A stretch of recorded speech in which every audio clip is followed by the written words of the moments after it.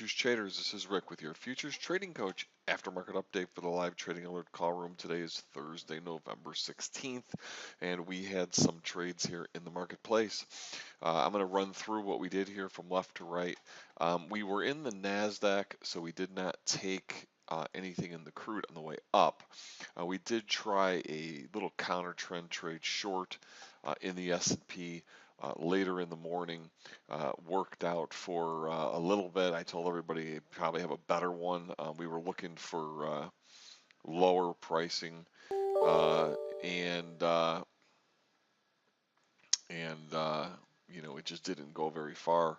So we got short on the S&P around 25, 82.75.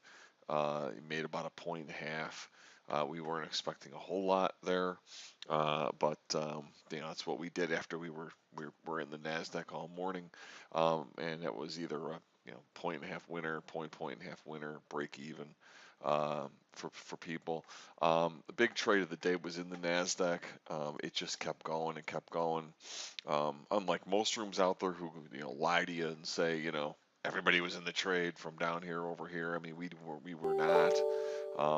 Room closed here, and but we were long from the open, so we got long on the Nasdaq around the 62.9750, and most people were out of the trade.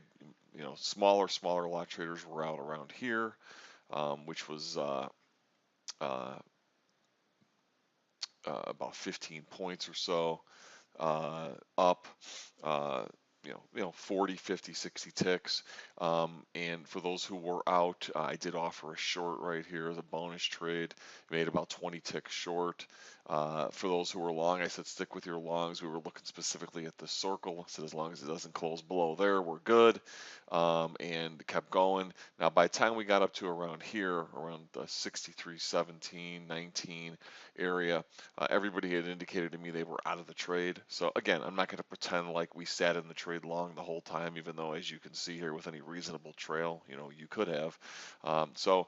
We realistically from 97.50 up to about 19.50, and that's about 30 points. So about about 100, 120 ticks. Now that it went much further, as you can see. Okay, still a great trade.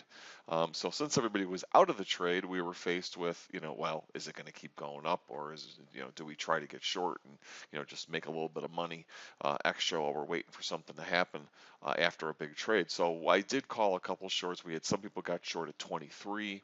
Again, I had this big line here, and this was kind of our line in the sand to continue for the rest of the day to the upside, or if it was going to turn around. So we shorted on an exhaustion trade at 23. Trade made about 15 ticks or so, and again, there was no follow through, so small short there.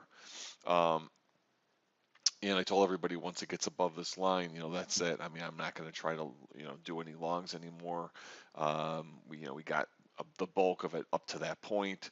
Got a little bit short, hit the ES short. We did try a little bit up here. We got short up here around 33, and that made like 8-10 ticks or so. But again, if anybody had a runner, it would have been a break even. And again, just didn't feel like buying anymore. I mean, after the thing went 250 ticks, 300 ticks or whatever, I'm not buying all the way up here at the end of the morning. So we're happy with what we did there. No losing trades. We're going to come back tomorrow and do it all over again. And we'll see you back tomorrow, traders. Have a great evening.